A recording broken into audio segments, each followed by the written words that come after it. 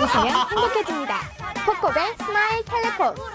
친절한 서비스, 착한 가격, 다양한 플랜. 코코벨 스마일 텔레콤. 코키텔럼센터 1분 거리. 코코벨 스마일 텔레콤. 한인벨 공식 대리점. 코코벨 스마일 텔레콤.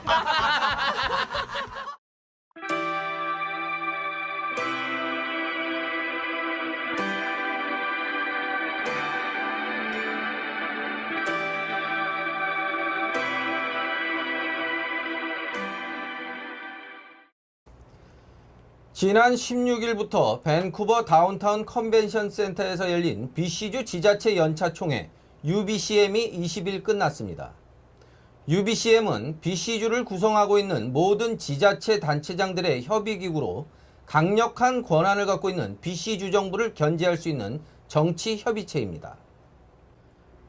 현재 UBCM에는 3개의 원주민 커뮤니티와 172개의 시, 그리고 29개의 지역단체 등 모두 204개의 지자체가 가입되어 있습니다. UBCM은 교통 문제와 의료 등 주민들의 삶과 밀접한 안건부터 RCMP와의 계약, 교육 예산 등 주정부와 협상이 필요한 폭넓은 의제를 다루면서 지자체 의견을 수렴하는 역할을 해왔습니다. 5일 동안 진행된 2013년 UBCM에는 의료와 교육 분야 그리고 시민들의 안전에 대한 의제가 중점 토론되었습니다. UBCM 마지막 날인 20일에는 주정부가 정신질병을 치료하는 데 더욱 주력해야 한다는 안건을 통과시켰습니다. 또한 코키틀람에 위치한 리버뷰 병원의 재개원을 지지하는 안이 투표에서 통과되면서 최근 부각되고 있는 정신질환의 사회적 문제와 대처에 대한 지자체의 관심을 보여주었습니다. 리버뷰 병원은 지난 1904년 정신계 질병을 앓고 있는 BC 주민들의 치료시설로 세워졌으나 1992년부터 주요 시설이 하나씩 문을 닫아 지난해에는 모든 시설이 문을 닫았습니다.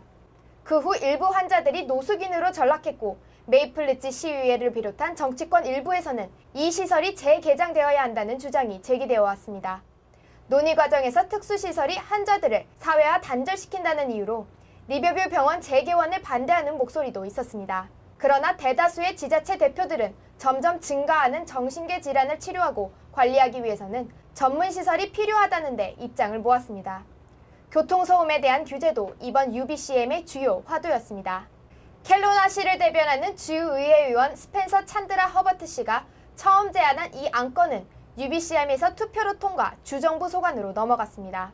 허버트 의원은 BC주 전역에 적용되는 소음 기준을 주정부가 정해야 한다며 사람마다 시끄럽다고 느끼는 기준이 다르기 때문에 지역마다 갈등이 존재한다고 말했습니다.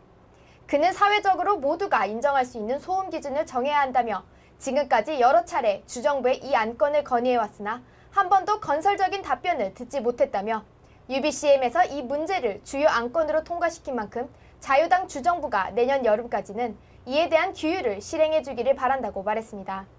UBCM은 100년의 역사를 갖고 있는 전통적인 자율적 협의 기구입니다. 그동안 주정부의 강력한 권한에 맞서 지자체들의 목소리를 내는 역할을 해왔습니다. 2014년 UBCM 대회는 내년 9월에 휘슬러에서 열릴 예정입니다. 캐나다 교통청이 사우스 서리 지역의 와이트락시와 밤시간 기차 경적 금지 규율 개정에 관한 회담을 가질 예정입니다. 화이트락시는 저녁 8시부터 아침 6시 사이에 마린 드라이브를 지나는 기차들의 경적음을 금지하고 있는데 이 규정과 관련된 열차 사망 사고가 지난 7월에 발생했기 때문입니다. 지난 7월 화이트락에서 늦은 저녁 시간에 조깅을 하던 여성이 열차에 치여 사망했습니다. 사고 당시 조사관들은 기차의 경적음 사용 여부에 주목한 바 있습니다. 이 규정은 밤 시간대의 주민들의 사생활 보호를 위해 90년대 초반에 개정되어 약 20년 동안 유지되어 왔습니다. 그리고 몇 년 전에는 일부 주민들이 낮 시간에도 경적을 금지시켜줄 것을 요구했으나 받아들여지지 않았습니다. 이번 개정안에는 안전을 위협하는 상황이 발생할 시에는 시간과 상관없이 경적을 울릴 수 있다는 내용이 포함되고 있는 것으로 알려졌습니다. 화이트락시와 교통청의 회담은 10월 중 열릴 예정입니다. BC주가 스쿨존에 자동차 속도 감시 카메라를 영구 설치하는 것에 대해 논의할 것으로 알려졌습니다. 지난 18일에 서리에 위치한 프린세스 마가렛 고등학교 앞에서 발생한 모터사이클 사고 때문입니다. 학교 앞에서 길을 건너던 여학생 3명이 모터사이클과 추돌 사고를 당해 그중 1명이 사망한 소식을 전해드린 바 있습니다. 스쿨존 지역 감시 카메라 설치 제한은 펜틴턴시의 게리 리케 시장이 BC주 정부에 먼저 건의한 것으로 알려졌습니다. 펜틴턴시의 한 초등학교 학생이 학교 앞에서 교통사고로 치명적인 부상을 당해 또 다른 사고를 막고자 한 건의였지만 현재로서는 계획이 없다는 BC주 정부의 차가운 대답을 들어야만 했습니다. 하지만 이번 서리 마가렛 고등학교 앞 교통사고 후 시급하다고 판단한 리케 시장은 지난주 열린 BC 지자체 회의에서 이 안을 재거론했습니다. 결국 지자체 대표들의 지지를 얻어 주정부에 재건의를 하게 된 것입니다. BC주 집권당인 자유당 정부의 무리한 예산 감축이 많은 분야에서 불만을 낳고 있습니다. 최근에는 법조계와 마찰을 빚고 있다고 합니다. 최근 예산 문제로 주정부와 갈등 국면에 있는 주내 법률 조언 프로그램인 리걸 서비스 소사이티가 내년 1분기 동안 아동보호와 관련된 재판을 자제하라고 변호사들에게 통보했습니다. 예산 문제를 들어 취약자들에 대한 법률 서비스의 범위를 제한한 것입니다. 이에 대해 신민당 소속의 법조 담당인 리오나드 크로그 씨는 BC주의 어린 아이들이 정당한 권리를 되찾기 위해 오랜 시간을 기다리는 불행을 맞게 되었다며 애통해했습니다. 크로그 씨는 BC주 법률 시스템이 12년 전과 비교할 때 2천만 달러나 적은 예산으로 운영되고 있다며 그동안의 물가 상승과 인구 증가를 제대로 따라가지 못하고 있다고 비판했습니다. 그는 이번 문제를 해결하지 못하면 사회 취약층에게 더 많은 피해가 갈 것이라고 우려했습니다. 지난 5월부터 시행되고 있는 에버츠포드 경찰의 문자 신고제가 큰 성공을 거두고 있습니다. 비응급 상황에 대해 문자로 신고할 수 있는 이 시스템은 경찰서 안의 대형 화면을 통해 신속하게 내용이 보여지고 있습니다. 이 신고 내용은 관련 부서 또는 해당 구역에 파견해 있는 경찰에게 통보된다고 합니다. 에버츠포드 경찰서의 이안 맥도날드 씨는 매월 수차례의 신고를 받고 있으며 지난 7월에는 200여 통의 신고가 접수되었다고 말했습니다. 문자 신고 제도는 1년 전부터 시행된 인터넷 신고제보다 훨씬 활발히 이용되고 있다고 합니다. 또 경우에 따라서는 신고자와의 전화 통화를 통해 문제를 해결하기도 하기 때문에 더욱 도움이 되고 있다고 맥도날드 씨는 말했습니다. 그러나 문제점도 발생하고 있습니다. 맥도날드 경감은 문자 신고제가 비응급 상황에만 해당하는 것임을 강조하며 응급 상황의 시에는 911에 신고해야 한다고 말했습니다. 일부 장난성 메시지도 있었습니다. 토론토에 거주하는 사람으로부터 집으로 맥주를 가져다 달라는 메시지를 받았다며 이러한 메시지들에 대해서는 노라는 짧은 대답으로 대응하고 있다고 전했습니다. 지난 20일 밴쿠버 다운타운의 애플 스토어 앞에는 이른 아침부터 긴 줄이 형성되는 풍경이 연출되었습니다. 새로 발매된 아이폰 5S와 5C를 매장에서 만나볼 수 있는 첫날이었기 때문입니다. 그러나 많은 이들이 큰 혁신을 가져왔던 아이폰 4의 발매 날에 비하면 훨씬 차분한 모습이라는데 입을 모았습니다. 애플 스토어 앞에서 만난 한 시민은 새로운 아이폰이 지난 모델과 비교해 큰 변화가 없다고 말했습니다. 또한 아이폰의 인기 하락의 요인은 타사의 스마트폰들이 크게 발전했기 때문이라고 전했습니다. 새로운 아이폰은 이전 모델과 비교해 더 빨라지고 한층 더 업그레이드된 카메라와 지문 인식 기능을 탑재한 것으로 알려졌습니다. 전문가들은 당분간 캐나다 전역의 애플 스토어 앞에 줄 서 있는 소비자들을 만날 수 있을 것으로 전망했습니다. 캐나다인 2명이 희생된 케냐 수도 나이로비에서 벌어진 테러 인질극의 진압작전이 마무리 단계에 들어섰다고 케냐 정부가 23일 밝혔습니다. 마노아 에시피수 정부 대변인에 의하면 붙잡혀 있던 인질 모두가 대피를 마쳤다고 합니다. 하지만 이 가운데 두 번째 캐나다인 사망자가 있음이 확인되었습니다. 지난 21일 케냐 나이로비 웨스트게이트 쇼핑몰에서 발생한 인질 사건으로 밴쿠버 거주 남성이 사망한 것으로 밝혀졌습니다. 그의 이름은 나고입 담지로 외교관인 엠마리 데슬로 게스에 이어 이번 사건에서 두 번째로 확인된 캐나다인 사망자입니다. 존 베어드 외무부 장관은 데슬로 게스의 남편인 로버트 멍크 씨를 비롯해 현재까지 3명의 부상자를 확인했다고 밝혔습니다. 최근 기술의 발전으로 인터넷을 이용한 사기 행위가 증가하고 있습니다. 화상 채팅 도중 상대 남성이 성적 행위를 하도록 유도한 후 그 장면을 찍어 금전을 요구하는 신종 협박 범죄라고 합니다. 리치먼드 경찰이 10대 남학생들에게 인터넷 채팅 중 노출을 조심하라고 경고했습니다. 지난 한 달 동안 채팅 중 노출 관련 신고가 4건이나 접수되었기 때문입니다. 4명의 남학생들은 신원을 밝히지 않은 외국 여성과 웹캠을 이용한 채팅 도중 옷을 벗었다고 합니다. 이후 상대 여성으로부터 웨스턴 유니언을 통해 돈을 보내지 않으면 노출 영상을 페이스북에 공개하겠다는 협박을 받았습니다. 요구 액수 중 가장 높은 금액은 $3,000였다고 합니다. 다행히 4개의 사건 모두 경찰에 신고되었으며 피해 없이 마무리되었습니다. 사건을 조사한 스테파니 웨스톤 씨는 남학생들이 웹캠을 통해 노출을 하는 것 자체가 큰 문제라고 전했습니다. 애시톤 씨는 촬영된 사진이나 동영상은 불특정 다수에게 보여지며 오랫동안 삭제되지 않고 피해자들을 괴롭힐 수도 있다는 것을 알아야 한다고 말했습니다. 이미지 관리가 필요한 직종에 종사할 경우 촬영물들이 사회생활에 영향을 끼칠 수 있다고 전하며 주의를 당부했습니다. 지난 22일 밴쿠버 다운타운에는 만여 명이 모인 큰 집회가 열렸습니다. 미국의 인권운동가 마틴 루터킹 2세의 딸인 버니스 킹이 진행한 화해 행사 때문이었습니다. 수천여 명의 주민들이 캐나다 원주민 인권이 무시된 사건들을 기리기 위해 행사에 참여했습니다. 버니스 킹 씨는 이날 연설을 통해 자신의 아버지는 인간과 인간 사회의 발전은 저절로 이루어지지 않으며 불가피하지도 않다고 전했습니다. 인류 발전은 희생과 고난을 통해 이룰 수 있으며 그 어떤 필연성도 이를 막을 수 없다는 것을 이미 역사를 통해 배웠다고 말했습니다. 마틴 루터킹이 해방시키려 했던 미국의 흑인 노예들 못지않게 캐나다에서 차별을 받아온 원주민들을 위한 이번 행사는 캐나다 원주민 사회를 대변하는 재단 리컨실리에이션 캐나다가 주최했습니다.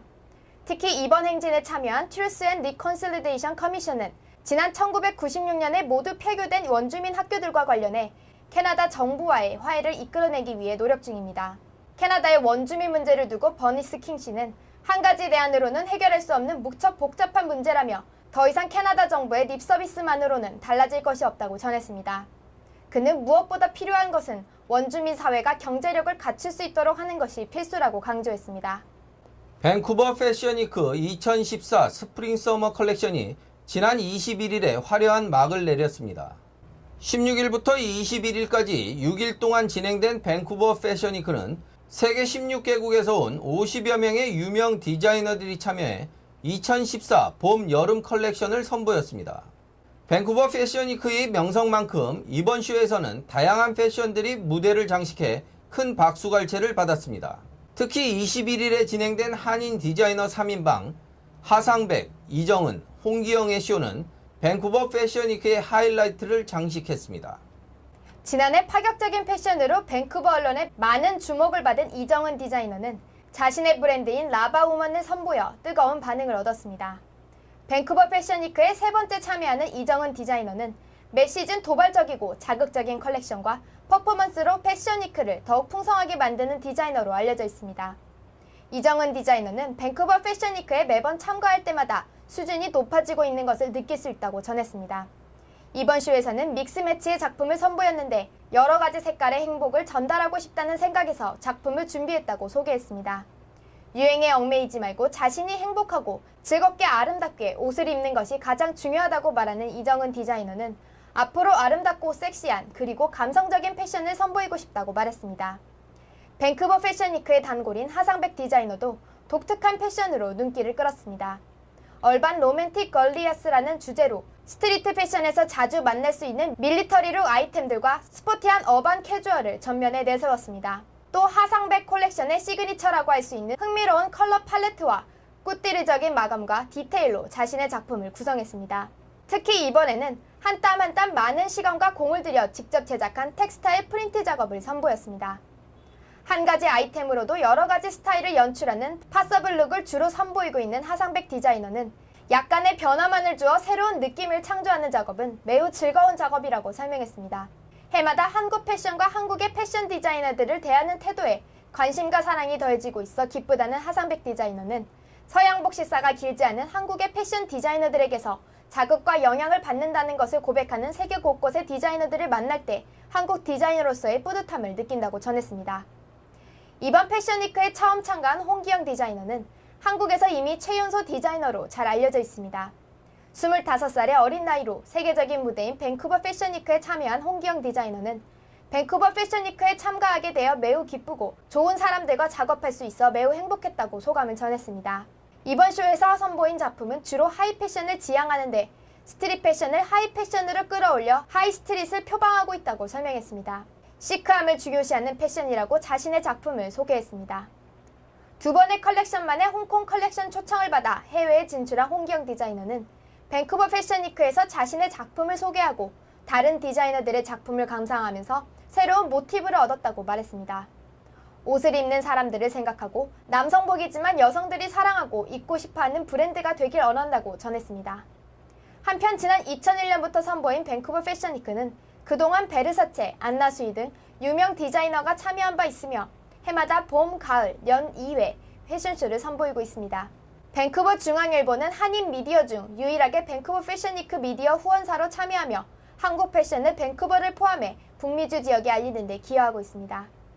다운타운 내 급수관 보수공사로 2달여간 혼잡이 예상되고 있습니다.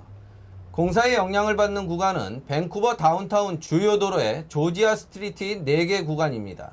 카데로 스트리트부터 서로우 스트리트 사이의 구간이 공사를 위해 폐쇄될 예정입니다. 이번 공사는 100년이나 된 노후된 급수 본관을 교체하기 위함이라고 합니다. 공사 책임자인 밴쿠버 시청의 론 라클레어 씨는 낙후시설 교체 공사는 주민 편의를 위해 미룰 수 없는 일로서 노후시설이 파손 시 생길 수 있는 더 큰 문제를 막기 위함이라고 공사 이유를 설명했습니다. 라클레어 씨는 이번 공사에는 최첨단 기술을 이용 주민들의 불편을 최소화할 것이라고 밝혔습니다. 노후된 관안에 새로운 본관을 삽입하는 방식을 이용해 공사를 진행하기 때문에 모든 도로의 폐쇄 대신 4개의 노선만 폐쇄할 예정이라고 전했습니다. 정확한 일정은 발표된 바 없으나 이번 주 중 폐쇄가 예정되어 있으며 공사는 11월 말경에 마무리될 것으로 예상됩니다. 웃으면 행복해집니다. 코코벨 스마일 텔레콤. 친절한 서비스, 착한 가격, 다양한 플랜, 코코벨 스마일 텔레콤. 코크텔럼센터 1분 거리, 코코벨 스마일 텔레콤. 한인벨 공식 대리점, 코코벨 스마일 텔레콤.